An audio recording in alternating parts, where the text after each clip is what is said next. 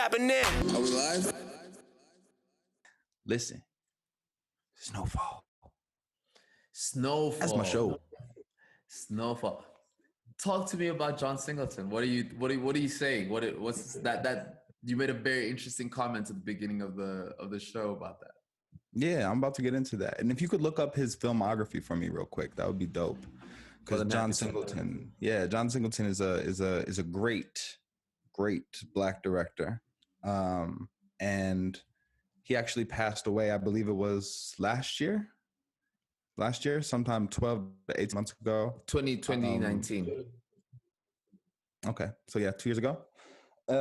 And he created this show, Snowfall, which is about Freeway Ricky Ross, who was the person in LA who is said to have really exploded both the crack epidemic in LA, and a lot of that also was embroiled in the Crips, the Bloods, the formation of these gangs in different ways. And so it's a really dope show, man.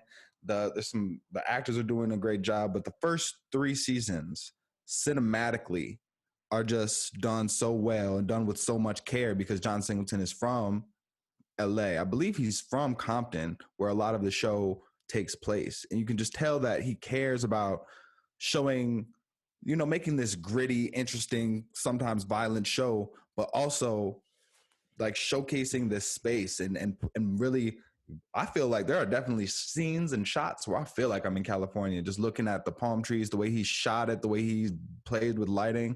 So for him to pass after season 1, or not after season 1, I think after season 3, as we move into season 4, the show is still good and a lot of the plot points are really good still, but you can tell that it's being handled by someone else. And I'll say a little bit more about that, but I want Zoe to make some space for both his comments and rattle off some of John Singleton's movies for us too. Hey man, John Singleton has produced some of your favorite Black movies. We're talking Boys in the Hood, Poetic Justice, Four Brothers, Shaft, Baby Boy. He was involved in Too Fast, Too Furious. I just learned that he was involved in 8 Mile, but also Hustle and Flow, Beverly Hills Cop 3. So a lot of the staple movies that we have in Black culture, John Singleton has had a hand in it, and definitely you can see that the show is being handled slightly differently, especially when it comes to the plot line. Right? I'm not saying it's bad in any way. However, you can tell just in the, let's say, the pace of which John was doing the show in before. I mean, before you had Franklin, who was being he was becoming a man as he's becoming a drug dealer. And so in his quest, in that balance of being a kingpin and discovering himself as a man, the pace in that conflict was extended. John Singleton allowed for the extension of that, which is to dive deeper into the conflict of him becoming a man and questioning his identity, and then also the conflict of him growing as a kingpin, coming to that iconic moment with Leon in the whip where he's like, I feel this freak. Epic. It's an epic scene because it's a climax of the conflict of those two things, of being a kingpin and a man coming together.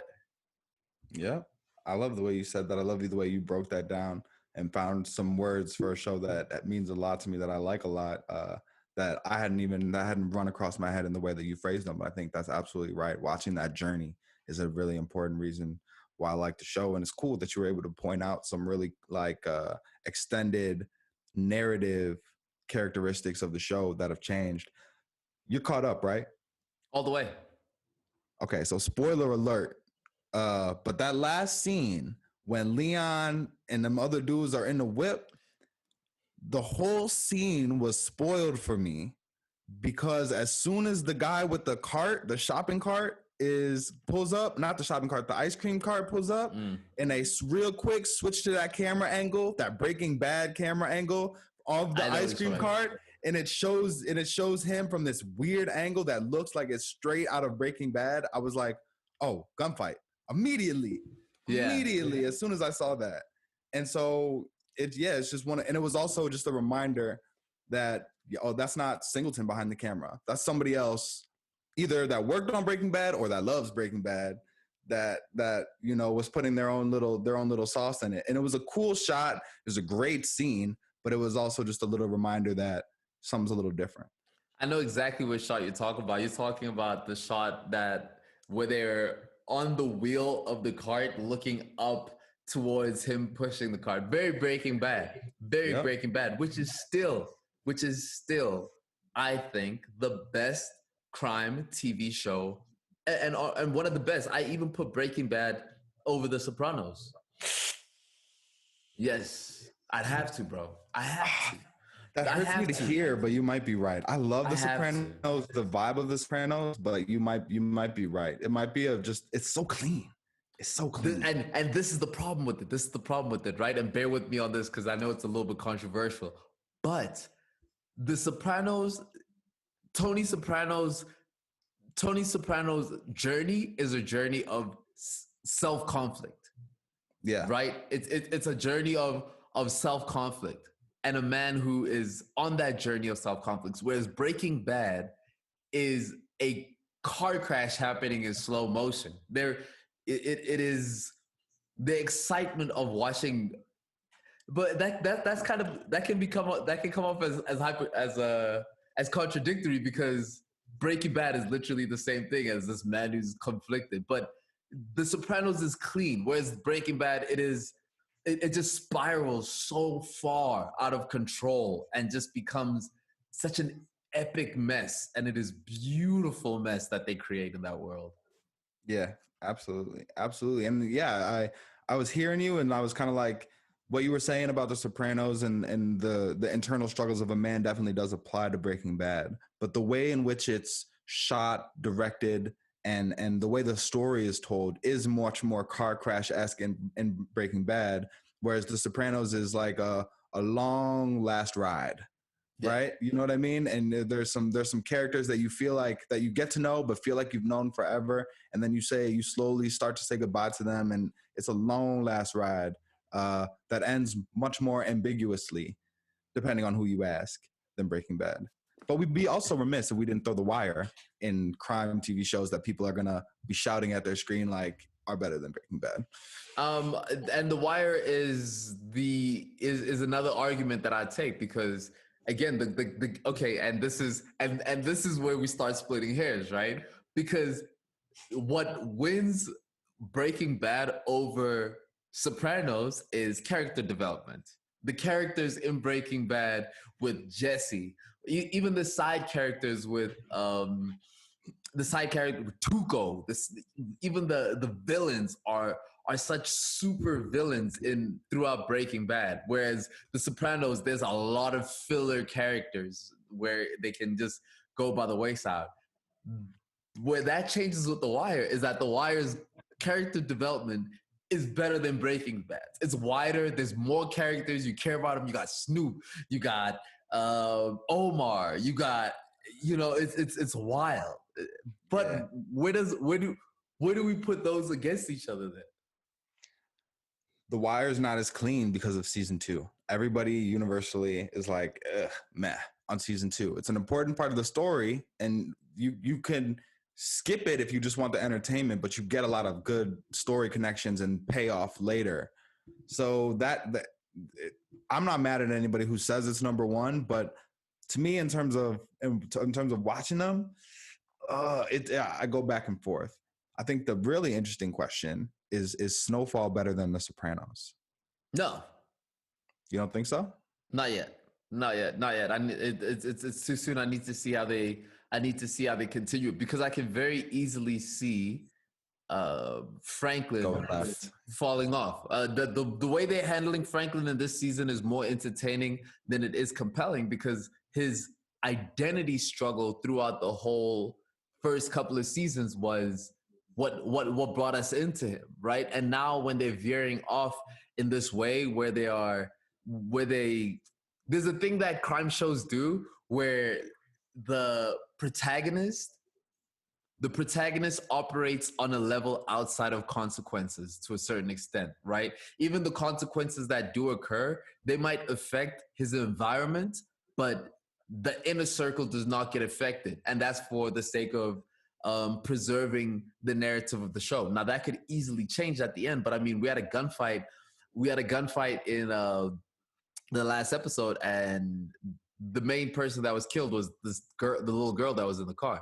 Now give me that same gunfight in Breaking Bad. We saw a gunfight. Hank was out. Yeah. Hank was out. And if you go to the wire is even more sinister than that. You just have a little kid come up at the back of Omar, just cap him, pow, quietly, and dip out. Yep. You feel me? Yeah, it's a.